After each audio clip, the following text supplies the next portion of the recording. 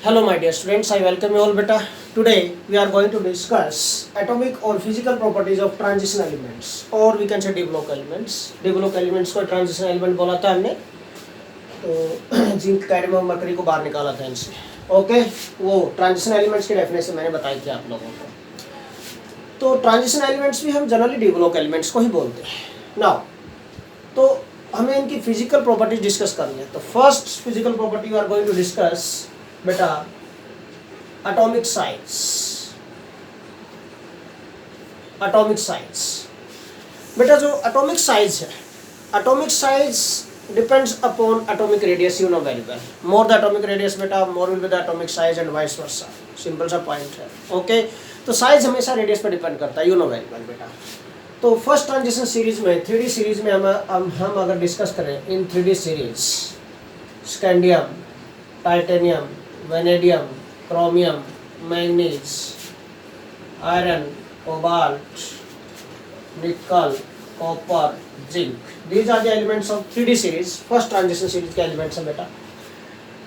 Atomic size in general periodic table में आपको पता है जनरल नॉर्मल ट्रेंड क्या होता है बेटा कि लेफ्ट राइट चलते हैं, एटॉमिक साइज डिक्रीज होता है. क्यों? Why atomic size decrease is left right in general. क्यों डिक्रीज होता है बेटा? Because as you left to right you know very well atomic number increases but electrons enter in same cell each time. Due to this effective nuclear charge क्या होता जाता है बेटा? Increase होता जाता है. Effective nuclear charge mean Z effective mean force of attraction of nucleus पर electron क्या होता जाता है बेटा? Increase. So nucleus attract electrons more and more tightly और more and more strongly towards itself. So size decrease होता जाता है. ठीक है, इन जनरल ये ट्रेंड है पीरियोडिक टेबल के अंदर लेफ्ट राइट चलते हैं. तो बट यहाँ पर क्या ट्रेंड होगा देखिए. यहाँ पर बेटा स्कैंडियम टू मैंगनीज तक चलेंगे और we can say up to the midway of the series in all the transition elements. Up to the midway of the series atomic size decreases. Atomic size decrease होगा.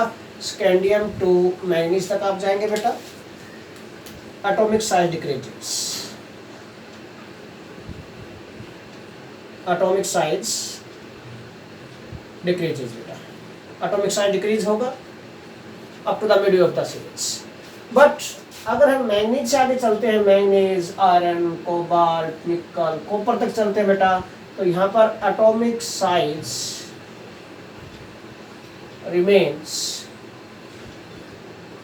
Approximately same.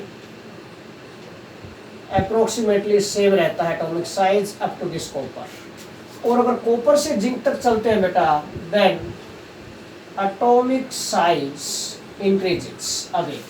So what is the reason behind it? क्या reason इसके पीछे भाई कि कहीं पर atomic size decrease हो रहा है, नॉर्मल ट्रेंड है, कहीं पर सेम रह गया, काउंटर बैलेंस हो गया, सेम रह गया, ठीक है ना, कहीं पर बेटा एटॉमिक साइज इंक्रीज हो गया. What is the reason? ये इरेगुलरिटीज क्यों आ रही है यहाँ पर? देखिए, तो हम scandium to manganese midway of the series तक डिस्कस करते हैं बेटा. You know very well scandium to manganese चलते हैं, atomic number increases and due to this what happens बेटा? Electrons enter in same cell each time. हर बार electron same cell में एंटर करते जाते हैं. Due to this what happens? Effective nuclear charge increases. तो लेफ्ट राइट चलते हैं यहाँ पर scandium to manganese. Effective nuclear charge क्या होता है? इंक्रीज हो जाता है. As we move left to right, left right चलते हैं, then electrons enter in same cell with increase in atomic number. Atomic number increase होने के साथ साथ बेटा इलेक्ट्रॉन सेम सेल में एंटर करते जाते हैं. डी सेल में और भी कैसे थर्ड सेल में एंटर कर रहे हैं, डी सब सेल में एंटर कर रहे हैं हर बार इलेक्ट्रॉन्स बेटा. ठीक है, which results increase in effective nuclear charge, Z effective. इसको क्या बोलते हैं बेटा? Effective nuclear charge which results increase in effective nuclear charge. Effective nuclear charge is nothing but क्या होता है? It is nothing but nuclear charge पर electron बोल सकते हैं और we can say force of attraction of nucleus per electron. ये क्या होता जा रहा है, जेड इफेक्टिव अगर इंक्रीज होगा इसका meaning force of attraction of nucleus पर इलेक्ट्रॉन क्या होता जा रहा है बेटा, इंक्रीज होगा, जिसकी वजह से साइज क्या होगा, decrease. Simple explanation. But manganese से आगे चलते हैं हम, आयरन एंड देन बेटा कोबाल्ट, निकल, कॉपर, यहाँ तक चलते हैं। आयरन से स्टार्ट होकर क्या पेयरिंग स्टार्ट हो गई, pairing start from iron, pairing of electron start हो गई। No doubt effective nuclear charge increase होता है, ठीक है ना, एटॉमिक नंबर इंक्रीज होने के साथ साथ, ठीक है ना। तो बेटा जेड इफेक्टिव इंक्रीज होता, 2 पॉइंट है यहाँ पर, Z effective increases with increase in atomic number. First point, atomic number increase होने के साथ साथ जेड इफेक्टिव इंक्रीज होता है। But pairing of electron start, pairing start होगी, pairing of electron starts here बेटा। अगर पेयरिंग ऑफ इलेक्ट्रॉन स्टार्ट होगा तो due to this what happens बेटा, क्या होगा यार, पेयरिंग ऑफ इलेक्ट्रॉन होने से क्या होगा, इंटर इलेक्ट्रॉन एक सेम ऑर्बिटल में पेयर होते जा रहे हैं इलेक्ट्रॉन बेटा। इलेक्ट्रॉन पर नेगेटिव चार्ज होता है, same charges repel to each other, mean जब इलेक्ट्रॉन पेयर अप होगा तो वहां पर रिपल्शंस क्रिएट होते हैं, ये पॉइंट आप माइंड में रखना है, ठीक है ना। बट अब पेयरिंग होने से क्या होता है, पेयरिंग होने से बेटा इंटर इलेक्ट्रॉनिक रिपल्शंस इंक्रीज होते हैं, साथ के साथ हम बोलेंगे but inter electronic repulsions increases due to pairing of electrons। Pairing of electron से इंटर इलेक्ट्रॉनिक रिपल्शन इंक्रीज हो जाते हैं। हम इंटर इलेक्ट्रॉनिक रिपल्शन बोले यहाँ पर इंक्रीज हो गए, या फिर हम बोल सकते हैं बेटा शील्डिंग इफेक्ट, शील्डिंग इफेक्ट भी इंक्रीज होता जा रहा है। या तो आप बोल दो shielding effect increases, shielding effect और screening effect increases due to pairing of electrons, और हम बोल सकते हैं बेटा इंटर इलेक्ट्रॉनिक रिपल्शन इंक्रीजेज। दोनों ही फैक्टर क्या करते हैं बेटा, अगर इंटर इलेक्ट्रॉनिक रिपल्शन इंक्रीज होगा तो what happens, electrons go away from each other, तो साइज क्या होता जाएगा, इंक्रीज होता जाएगा। बट यहाँ पर साइज क्या रहा, सेम। इसका मीनिंग क्या है, both of these factors counter balance each other, simple सा पॉइंट, ठीक है, ठीक है। But both of these factors here, both of these factors counterbalance each other, एक दूसरे काउंटर बैलेंस करते हैं बेटा। so we can say, so atomic size remains approximately same, इसलिए atomic size क्या रह गया बेटा यहाँ पर, approximately same रह गया in these cases, in this middle portion of the series। now यहाँ पर मिडल से मिडवे ऑफ द सीरीज से आगे चलते हैं, तो लास्ट पॉइंट आता है बेटा, कॉपर से जिंक चलते हैं तो एटॉमिक साइज क्या हुआ, increase. Why it is so, why atomic size increases, तो एटॉमिक साइज इंक्रीज होगा तो मीन जिंक का साइज मोर है एज कंपेयर टू कॉपर। तो क्वेश्चन बन गया बेटा कि zinc has more atomic size than copper. Why, why it is सो, कि जिंक का जो एटॉमिक साइज है मोर है देन कॉपर, क्या रीजन है इसका, what is reason behind it बेटा। तो जिंक में क्या हो गया, हम बोलेंगे zinc has fully filled electron configuration, yes और नो। जिंक है जो जिंक के इलेक्ट्रॉनिक कन्फिगरेशन होगी 30 होता है, atomic number you know very well बेटा। Argon 18, 4s2, 3d10, d subshell is fully filled, d subshell क्या होगा, फुली फिल्ड, और we can say fully filled D subcell,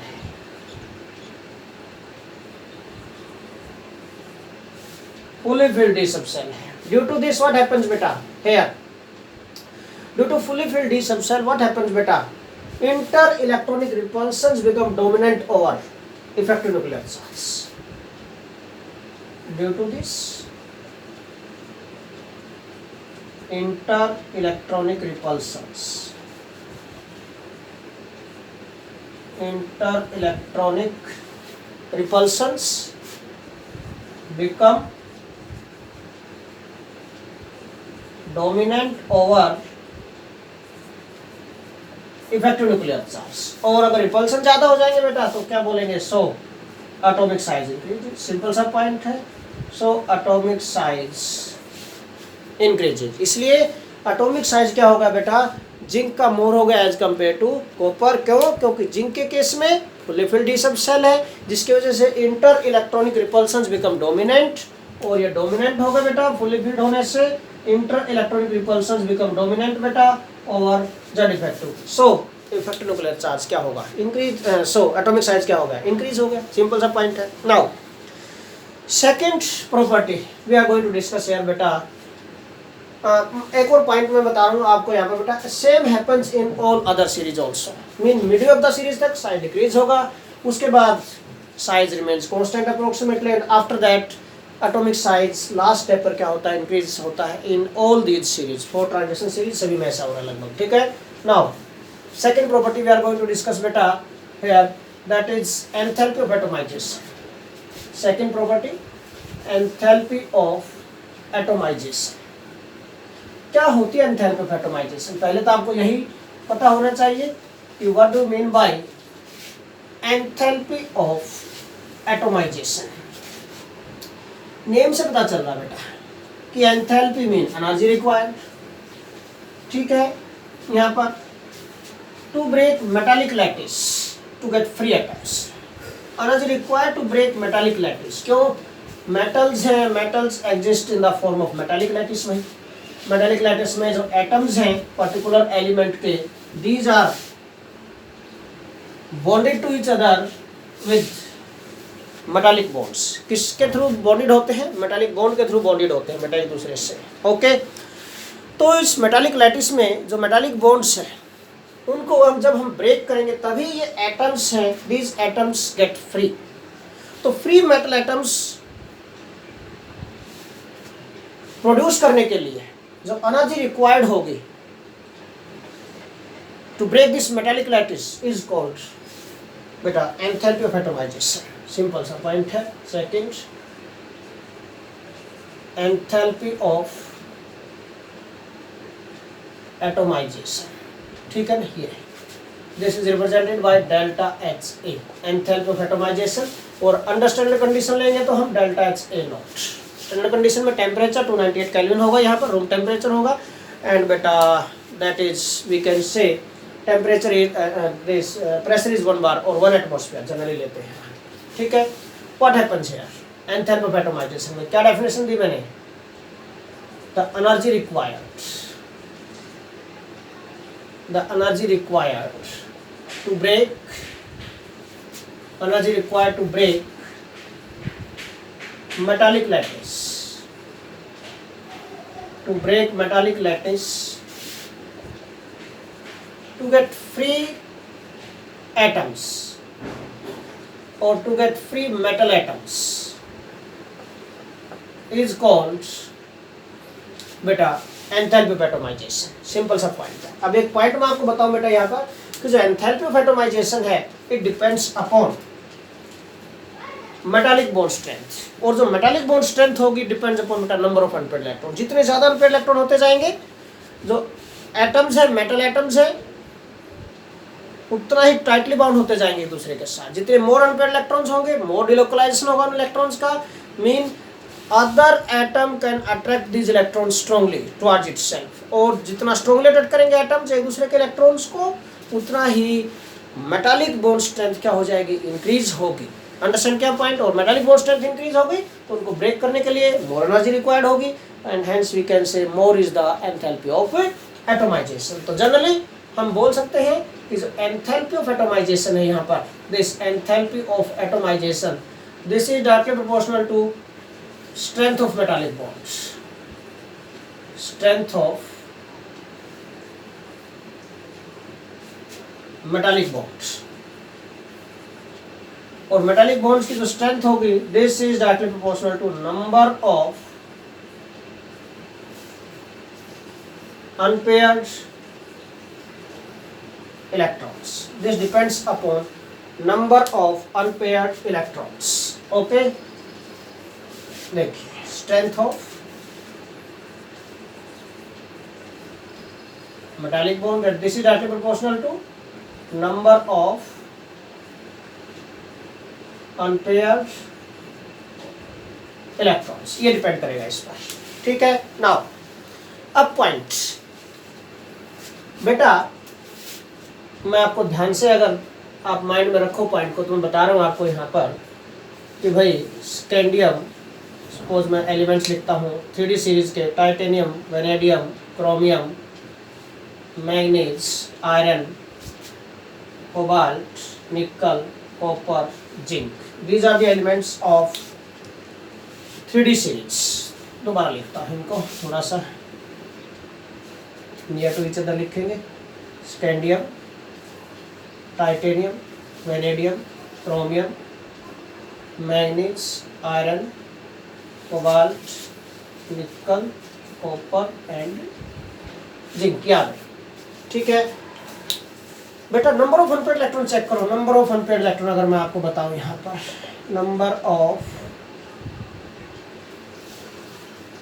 number of unpaired electrons, इसमें कितने बेटा, 1 2 3, यहाँ पर 6 अनपेयर्ड इलेक्ट्रॉन आते हैं, यहाँ पर 5, देन 4 3 2 1 0। जिंक में 0 अनपेयर्ड इलेक्ट्रॉन्स है। तो मैं आपको बता रहा था कि नंबर ऑफ अनपेयर्ड इलेक्ट्रॉन्स अगर बढ़ेंगे तो मेटालिक बॉन्ड स्ट्रेंथ क्या होगी, इंक्रीज होगी। क्यों? क्योंकि बेटा ये दो एटम्स है, suppose these are the two atoms of a particular metal, of a particular element. ठीक है, इनके बीच में जो फोर्सेज ऑफ अट्रैक्शन होते हैं बेटा, net forces of attraction between these are responsible for metallic bonds, strength of the metallic bond. जितने strong होंगे ये इंट्राटॉमिक फोर्स अट्रैक्शन, उतना ही मेटालिक बॉन्ड स्ट्रेंथ ज्यादा होगी। सिंपल सा पॉइंट है। अब भाई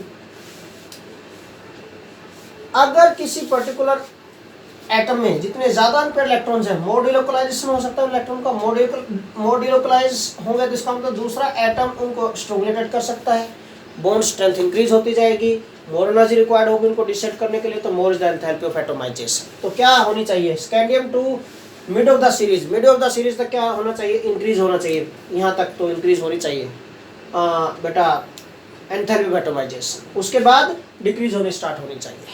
ठीक है, क्योंकि आयरन से पेयरिंग स्टार्ट होगी, number of unpaired electron decrease हो गए, यहाँ से एंथैल्पी ऑफ एटोमाइजेशन डिक्रीज होनी चाहिए यहाँ पर। तो iron to zinc enthalpy of atomization decreases, but scandium to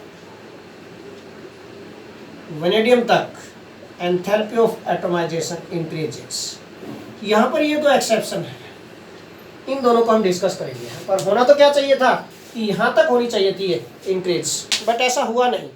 ठीक है, ऐसा नहीं हुआ यहाँ पर कि जो एंथैल्पी ऑफ एटोमाइजेशन है it increases up to vanadium, till vanadium. ठीक है, अगर मैं ग्राफ प्लॉट करूँ इसके लिए, enthalpy of atomization x axis, this is y axis beta. Here we can take enthalpy of atomization increases, ठीक है, and here we can take beta atomic number, this z से इंडिकेट करते हैं, ये increase होता जा रहा है इधर, एटॉमिक नंबर इंक्रीजेस। ठीक है, नाउ तो बेटा एंथैल्पी ऑफ एटोमाइजेशन का अगर हम ग्राफ प्लॉट करें तो we get a graph of this type, scandium, titanium, ये वेनेडियम आ गया, दिस इज वेनेडियम। देन यहाँ पर क्रोमियम, ये देखो दिस, मैग्नीज, आयरन, आयरन के बाद बेटा cobalt, nickel, copper and this is zinc. ठीक है, देखिए इस ये एम टाइप का ग्राफ मिलता है आपको, है ना, एम टाइप का। यहाँ पर क्या आएगा, स्कैंडियम है, देन टाइटेनियम आ गया, देन ये वेनेडियम आ गया बेटा टॉप पर बिल्कुल। ठीक है, here is chromium, this is manganese, ये आयरन है, कोबाल्ट है, निकल है, कॉपर है और ये जिंक आ गया। दिस लिस्ट है जिंक की एंथैल्पी ऑफ एटोमाइजेशन। ठीक है, क्योंकि अनपेयर्ड इलेक्ट्रॉन होते ही नहीं है, वेरी सॉफ्ट होगा। ठीक है ना, magnitude of force of attraction, metallic bond strength क्या होगी, मिनिमम होगी बेटा यहाँ पर। ठीक है, तो अब पहले इनको डिस्कस करते हैं कि why enthalpy of atomization increases. Simple सा पॉइंट हमने कहा था, number of unpaired electron increase होंगे, स्कैंडियम टू वैनेडियम तक number of unpaired electron increase होते जा रहे हैं बेटा, तो मेटालिक बॉन्ड स्ट्रेंथ इंक्रीज होती जाएगी, enthalpy of atomization increases. Iron से आगे चलते हैं, यहाँ number of unpaired electron decrease होते जा रहे हैं बेटा, enthalpy of atomization decreases. Simple सा पॉइंट है, no problem in these two cases. But यहाँ पर वेनेडियम की जो एंथैल्पी ऑफ एटमाइजेशन है, this is high, very much high than this chromium. Chromium के कंपैरिजन में enthalpy of atomization of vanadium is high. Why, क्या reason है, हमें इसको डिस्कस करना है। एक क्वेश्चन अराइज होगा यहाँ पर, तो दिस क्वेश्चन अराइजेज हियर बेटा। क्या क्वेश्चन बन गया यहाँ पर कि enthalpy of atomization of vanadium is more than chromium, although it has less number of unpaired electrons than chromium। Chromium के कंपैरिजन में इसके number of unpaired electron less है, बट फिर भी क्या है, फिर भी बेटा वेनेडियम की जो वी कैन से यहाँ पर हम बोल रहे हैं कि भाई एटमाइजेशन, एंथैल्पी एटमाइजेशन मोर है। क्या रीज़न है इसका बेटा, अगर हम इसका एक्सप्लेन करें, सी हियर, देखिए वेनेडियम एंड क्रोमियम, ये दो एलिमेंट हमारे पास है। वेनेडियम का एटॉमिक नंबर 23 है, क्रोमियम का 24 होता है। Write down their electronic configuration बेटा, आर्गन 18 4s2 3d3, यहाँ पर argon 18 4s1 3d5, this is the electron configuration. No doubt it has 6 unpaired electron, इसमें 3 अनपेयर्ड इलेक्ट्रॉन है सिर्फ, ओके, नो डाउट। बट इसके साथ साथ एक अनदर फैक्टर है जो हमें ध्यान से यहाँ पर देखना बेटा, कि this electronic configuration chromium is exactly half filled. This is exactly half filled electronic configuration है बेटा, this electronic configuration is exactly half filled, this is exactly half filled, this is exactly half filled electronic configuration बेटा, okay, this is exactly half filled electronic configuration. Exactly half filled electronic configuration होने की वजह से क्या होगा कि भाई ये जो इलेक्ट्रॉन्स हैं अपने न्यूक्लियस के साथ टाइटली बाउंड हो जाएंगे, एग्जैक्टली हाफ फिल्ड होने से मोर स्टेबल होगी, ठीक है। So electrons are tightly bound with the nucleus, exactly half filled है, so more stable, so more stable होगी and electrons of chromium, or we can say and its electrons are tightly bound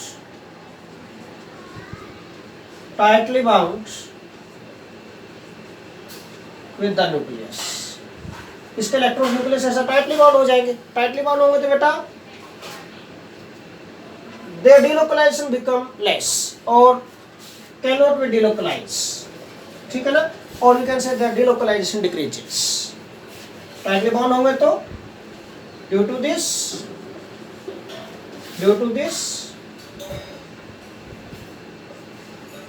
their delocalization decrease होगा, और delocalization decrease होगा तो simple सा point है भाई, which results decrease in metallic bond strength, which results decrease in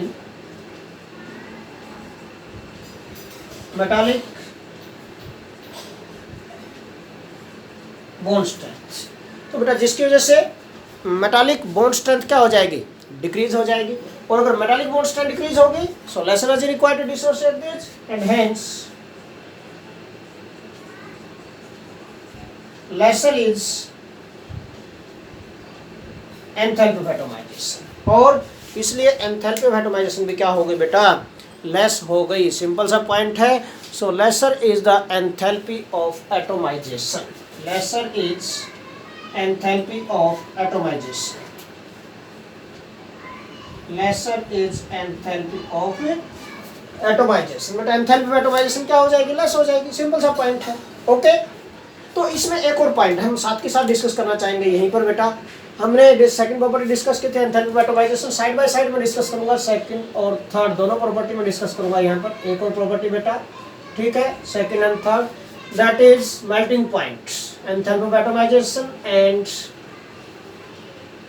melting and boiling points हम discuss करेंगे साथ के साथ. Melting and boiling points, melting और बॉइलिंग पॉइंट्स भी हमें साइड बाय साइड डिस्कस करने हैं यहाँ पर बेटा इसके अंदर. ओके, और मैं यहीं पर साथ के साथ रिलेट कर देता हूँ बेटा कि जो मेल्टिंग पॉइंट्स होते हैं, मेल्ट हम सॉलिड को करते हैं. Most of these transition elements are solid in nature, so उनको मेल्ट करेंगे. तो मेल्टिंग पॉइंट्स जो होते हैं, these are directly proportional to enthalpy of atomization and which further depends upon strength of metallic bonds, which depends upon number of unpaired electrons. Same variation है बिल्कुल.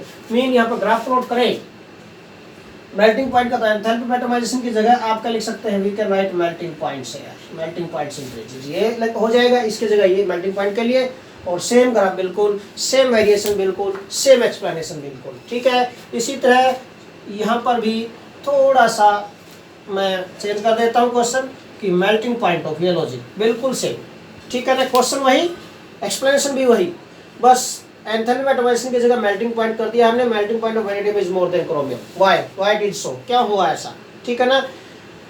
Although it has less number of unpaired electrons than chromium, why? तो same explanation जाएगी, but यहाँ पर hence lesser is enthalpy of atomization, so its melting point decreases. इतना कर देंगे हम. So its melting point decreases. इसलिए हम बोल देंगे यहाँ पर कि इसका मेल्टिंग पॉइंट क्या हो जाता है? डिक्रीज हो जाता है. सिंपल सा हम पॉइंट लिखेंगे यहाँ पर और एक्सप्लेनेशन कंप्लीट हो जाएगी, ठीक है. सो इट्स मेल्टिंग पॉइंट डिक्रीजेस. इसलिए इसका मेल्टिंग पॉइंट भी क्या हो जाएगा? डिक्रीज हो जाएगा. बस इतना लिखना आप लोगों को यहाँ पर. ओके बेटा, इतना लिखना है यहाँ पर, तो ये एक्सप्लेनेशन बन जाएगी आप लोगों की, ठीक है. सिंपल, इस क्वेश्चन के लिए एक्सप्लेनेशन बन जाएगी. उस लाइन के बाद ये लिखना है बस. नाउ अब साइड बाय साइड हमें कुछ एक और पॉइंट डिस्कस करना है. यहाँ पर देखो कि there is a dip at the manganese in melting point curve, why? और in the enthalpy of atomization curve there is a dip at manganese. Why it is so? Manganese पर dip क्यों हुई है? Why it is so? क्या reason है यहाँ पर? तो इसके लिए भी देखो हम डिस्कस करते हैं बेटा. क्वेश्चन क्या आ गया कि there is a dip at manganese in melting point curves. Why? क्या रीजन है यहाँ पर कि मेल्टिंग पॉइंट कर्व में मैग्नीज पर डिप आ गई है? What is the reason behind it? Question arises here बेटा, question arises here. Another question बन रहा है.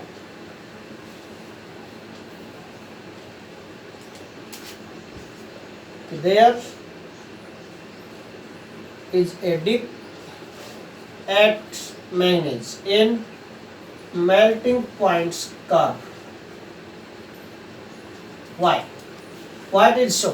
मैग्नीज पर डिप क्यों हो गई? मीन वैली टाइप में बन गया. यहाँ पर मिनिमम मेल्टिंग पॉइंट है यहाँ पर इन तीनों को अगर कंपेयर करें तो यहाँ पर तो मेल्टिंग पॉइंट मिनिमम किसका रह गया? यहाँ पर यहाँ पर इस पोर्शन में मैग्नीज का रह गया कंपेरिजन में.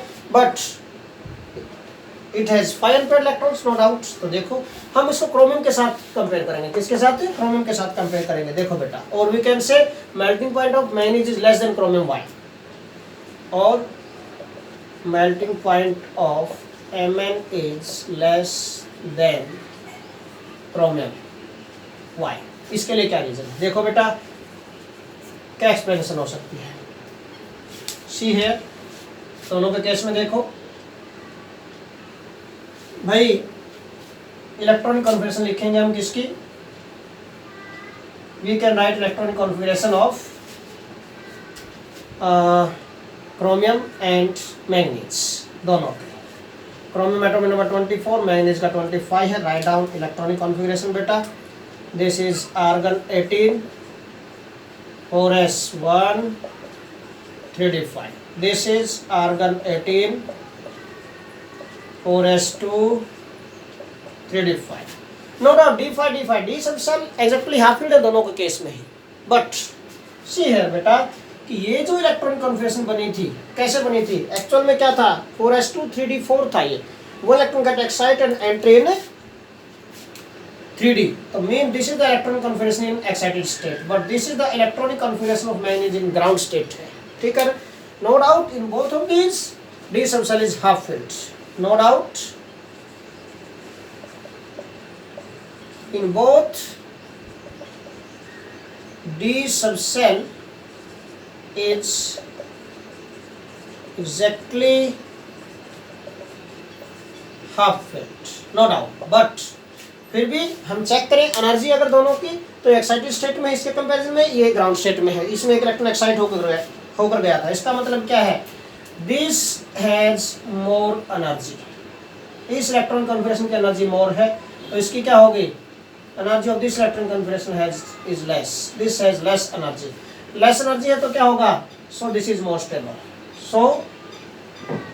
सो मोर स्टेबल इलेक्ट्रॉनिक कॉन्फ़िगरेशन है than Cr chromium, than that of chromium, ठीक है, than that of chromium. Chromium के इलेक्ट्रॉनिक कॉन्फ़िगरेशन के कंपैरिजन में ये मोर स्टेबल है, तो ये मोर एनर्जी है तो ये क्या होगी, सो लेस स्टेबल होगी. So this electronic configuration is less stable then that of the electronic configuration of manganese. अब वहां पर क्या होगा बेटा, अगर मोर स्टेबल इलेक्ट्रॉनिक कॉन्फ़िगरेशन है तो क्या होगा, फिर देखिए फिर मोर स्टेबल इलेक्ट्रॉनिक कॉन्फ़िगरेशन की एक्सप्लेनेशन रही आगे. So its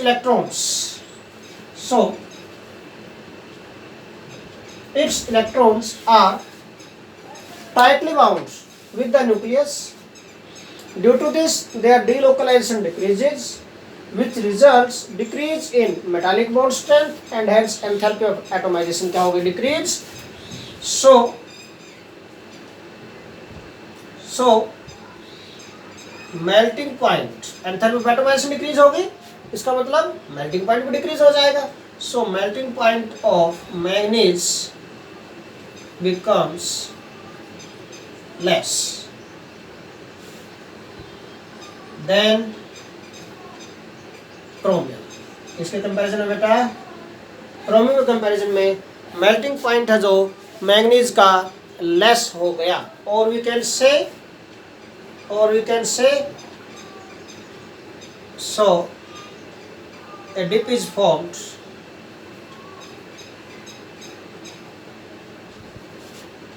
at Mn in the melting point curve. melting point curve में मैंगनीज पर एक डिप बन गई है यहाँ पर. अंडरस्टैंड क्या point.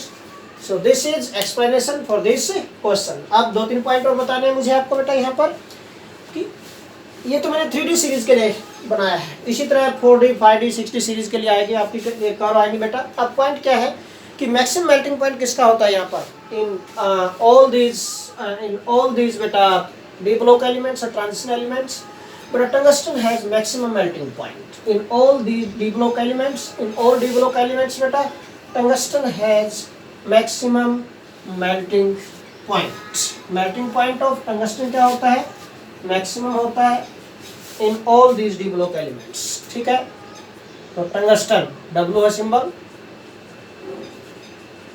Tungsten has maximum melting point out of all these transition elements. और एक और पॉइंट बेटा zinc cadmium and mercury. Zinc cadmium और मरकरी है बेटा, ये these are very soft in nature. ये soft element है बेटा, these are very soft in nature. क्यों, due to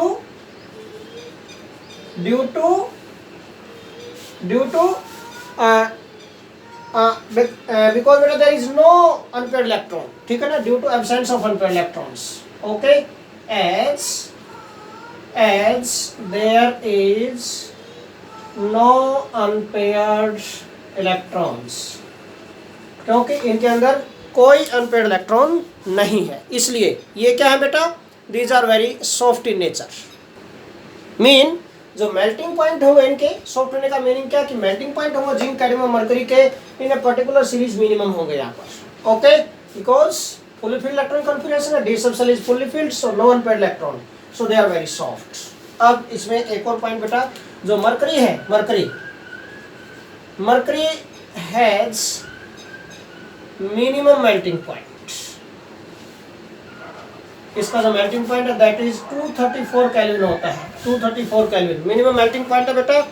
और इसकी वजह से क्या है, it exist in, so it exist in liquid state, so it exist in liquid state at room temperature. Room temperature पर भाई मरकरी तो लिक्विड स्टेट में एग्जिस्ट करता है, इसलिए तो आप लोगों को पता हो तो थर्मामीटर में यूज किया जाता है मरकरी को, ठीक है ना।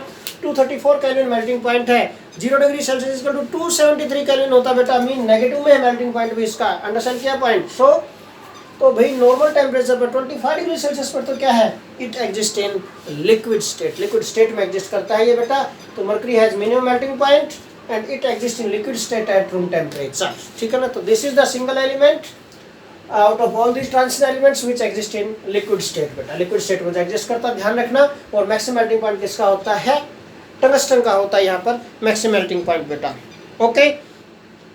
सो this is all about today's lecture बेटा, थैंक्स अ लॉट।